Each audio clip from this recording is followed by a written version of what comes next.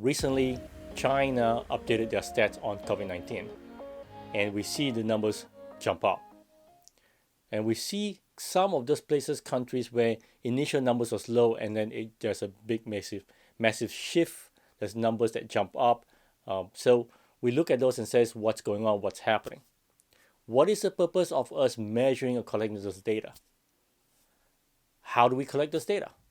The data is reported by each of the local authorities, right? And they gather those data from hospital and things like that. And those are based on reports. So let's say if you go in and if a test is available for you to see whether you have coronavirus or not, then if the test then it says, hey, I've been tested, that's account of one. And then whether you have it or not is another count. It's a different case. So if I don't have the test, there is no test kit for me, therefore I don't know whether I have coronavirus or not. So my numbers will be zero at that point. So there is a potential of a miscategorization or miscalculation because there are places where we don't have enough tests.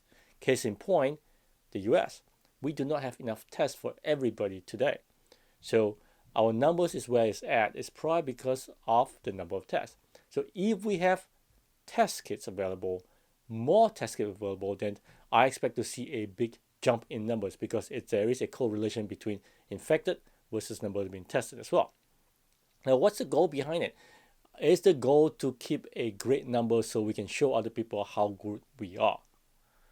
That sound familiar to you? It sounds like performance indicator. At this day and age, we have a lot of measurement in place. We use those data to say how well have we done, right? To me, the numbers are indicators. They are indicators. They are kind of like on the airplane, telling you where things are at. Okay. If our goal is to achieve low numbers, real simple, don't do testing. If you don't do tests, you have low numbers, right? Real simple as that. So oftentimes I see people getting so wrapped up in those numbers that they lost the reason behind why in the first place we do and capture those data. Stats is great, data is great, but we need to understand what goes on behind the data, the why behind it. Why are you collecting the data and what's the purpose of that data? Collecting the data is to help us, inform us in terms of how, what actions have we taken to see how well we have done. Upfront forecasting, projection is we're going to hit very high numbers. In this instance, a month ago, the projection was pretty high, right?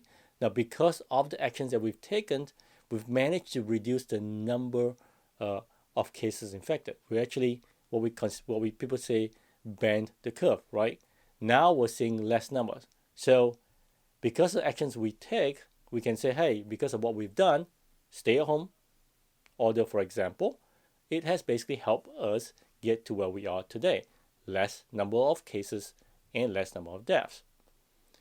Now, people can say, hey, that doesn't really work because ignoring the stay at home says your numbers is incorrect, right? You're saying, okay, I did not see those helping. You said the forecast is 1 million, now it's only 600. So therefore, you're lying. I don't know what to say to that.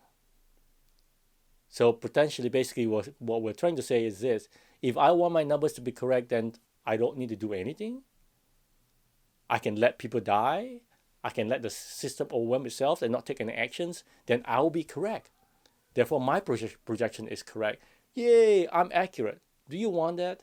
Do you want accuracy of your data or projections? In this instance, I'd rather be wrong and have lower numbers than what I projected. Right? So think about that. So another part is, are you trying to achieve good numbers? So we can suppress those numbers and report that we're doing really great simply by not doing testing. Don't test people. And there was a joke that was flying around in North Korea. Why is there no cases in North Korea? The joke is that as soon as they found somebody with a symptom, they kill them. That's the joke, right? Therefore, there's no numbers, nothing to be reported. Great country to be in because there's nothing to be reported. Cases is zero. So there are a lot of things that we need to think about when it comes to this. Is what is the true purpose of us getting those data? How do we use those data? And why? And the biggest part of it is why, and not to get influenced by data itself. Anytime when we go back to looking at the data and try to achieve what our intended goal, there is a potential misaction of not getting to the true purpose.